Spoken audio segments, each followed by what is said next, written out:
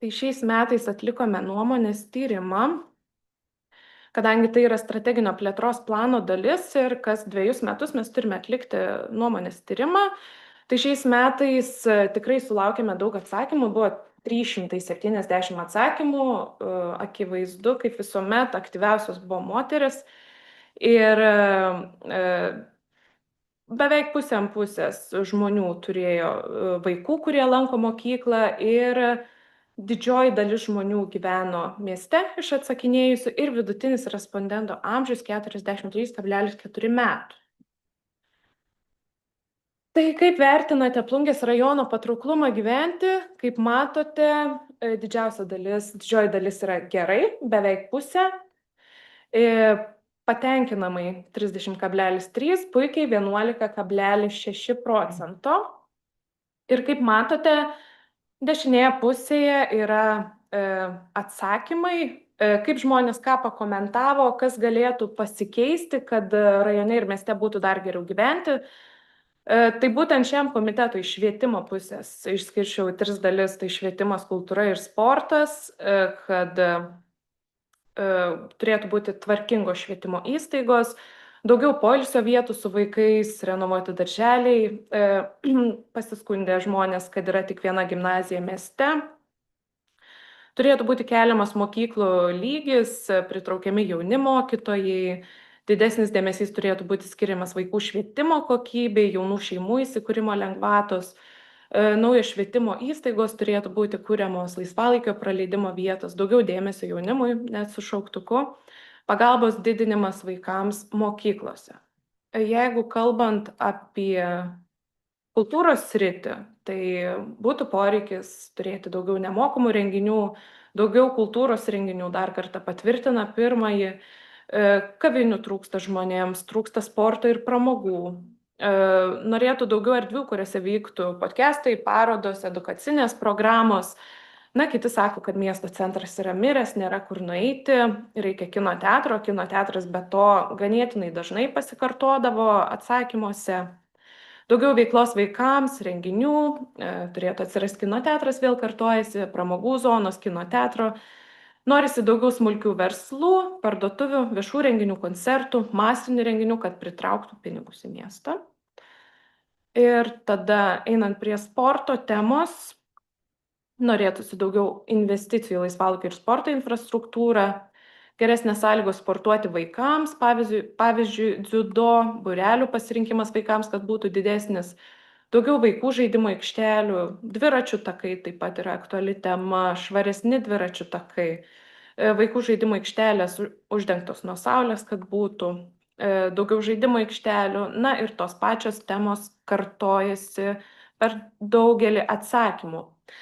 Klausime, kokios jūsų nuomonė yra pagrindinės Plungės miesto ir rajono probleminės sritis, tai išskirčiau procentais preliminariai, kas paminėjo švietimo tematiką, sportą, kultūrą. Tai švietimo, na, negalima sakyti, kad labai mažas procentas, bet 8,6% asmenų atsakė kažką, kas susijęs su švietimu, kad problema yra švietimo srityje, sporte 6,8, o kultūroje 4,6 iš visų 370 atsakiusių. Toliau čia bendra lentelė. Kaip vertinate gamtos objektų sutvarkymą ir infrastruktūrą, matome, kad vertinimas tikrai geras, gerai vertina beveik 50%, puikiai virš 20%. O ar manote, kad Plungės rajonas yra patraukli vietovė turistams, tai daugiau nei pusė mano, kad taip. Ir 16% nežino. Tuomet, kaip vertinate savo gyvenamąją aplinką Plungės rajone, taip pat išskirčiau keletą komentarų, tokių ryškesnių švietimo srityje. Čia galime pasidžiaugti, kad įvertinta puikus susisiekimas, ugdymo įstaigų prieinamumas, parduotuvių tinklai, viskas yra gerai. Nėra šaligatvio miesto ribose, vaikai turi eiti į mokyklą automobilių keliu, čia toks buvo vienas iš atsakymų. Tada iš kultūros srities, nepaisant, kad trūksta pramogų, mūsų mieste yra gana gera, yra kur pasivaikščioti bei pamatyti, yra gana saugu ir ramu. Geras susisiekimas, kad ir žvyruoti keliai, bet pakankamai gera būklė, gyvuojanti kultūra. Tai tikrai ganėtinai geri atsiliepimai. Sporto srityje, žinoma, trūksta sutvarkytų kelių, žaidimų aikštelių, gatvės šaligatviai problema, su vežimuku neišeina pravažiuoti. Kareivinių rajonas paminėtas yra, kad nėra žaidimų aikštelės, apleistas šaligatviai nesaugus, neišnaudotos erdvės, trūksta tarp daugiabučių vaikams žaidimų aikštelių, įrangos, trūksta tik vaikų žaidimų aikštelių. Na, žaidimų aikštelės tikrai aktuali tema. Ir kaip vertinate Plungės mieste ir rajone teikiamų kultūros paslaugų kokybę, matome, kad taip pat vertinimas yra tikrai geras, virš 70%. Ir renginių įvairovė ir dažnis, norėtųsi žymesnių grupių, koncertų, jei nepatinka klasikinė muzika, nesinori kažkur eiti, trūksta savaitgaliais renginių, ne folkloro. Vyksta kultūriniai renginiai, viskas tvarkoje, tik kad žmonės per mažai dalyvauja, į kai kurios renginius ateina saujelė žmonių ir beveik visur tie patys. Geografinis pasiekiamumas, kad mieste bet kaime, na, žmogus nesupranta, kas per renginiai vyksta ir sako, kad jaunimui ypatingai mažai renginių.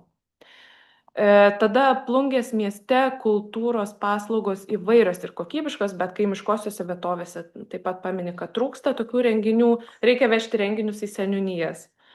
Kokybė ir profesionalumas, renginių gausa ir kokybė tikrai patenkina gyventojų poreikius ir Plungės mieste kultūros paslaugos yra įvairios ir kokybiškos. Apie infrastruktūrą ir erdves, Plungės kultūros centras lankomiausia vieta, ypač filmų vakarai, bet reta gerų filmų ir nėra kino salės kokios. Tai būtų tiek trumpai iš mūsų gyventojų tyrimo. Ir tada sugrįžtant prie sprendimo projekto, tai siūlyčiau teikti sprendimo projektą tarybai dėl ataskaitos patvirtinimo už 24 metus. Aš, aišku, siūlysiu, jūs nepakeisite rodiklių, Ne, kokie tikrai yra tokie nepakeisiu. yra, ir tą ataskaitą tvirtinti, bet iš tikrai yra tokių dalykų, kurie, ir čia ne jūsų kompetencija jūs atsakinėti, kur rodikliai yra ryškiai blogėjantis. Ir, sakykime, ir va štai pirmajam prioritete blogėjantį rodiklių reikšmė lyginant su ankstesniais metais yra ryškiai blogėjanti ir ketvirtajame, ir tikrai turistų srautas yra ne tik vienadienių, bet taip yra sumažėjusių. Tai reiškia, tai yra savotiškos gairės, kur reikia dirbti. Bet taip ir tarsi. Ten irgi kas sako, kad nėra filmų, ir kultūrnam, ir tų filmų. Tegu eina. Sakė mažai. Tai jeigu tada geriau siūlyti kultūros namams, kad kažkokį gal filmą jie galėtų duoti, tad būtų. Ar reikia mums dar kažkokios kino salės? Aš kiek žinau, dabar žada būti kino salė Oginskio rūmuose. Ir ten irgi kažkokios vyks veiklos. Planų. Ar aš keistas? Dabartinė situacija, aš manau. Projektinė. Gal irgi kažkokios filmų, tai gal biškai pasidalins. Bet reikia suprasti, kad čia yra pavienių žmonių. Kas užpildė, pavyzdžiui, man dėl, jei manęs klausia, man tai nebėda iki Klaipėdos. Gargžda ir kaip 3 kartus. Kam, kai kuriais atvejais, kam kartais, dubliuot tas paslaugas, jeigu, jei po to jos neįsilaikys. Tame reikia. Na čia subjektyvus.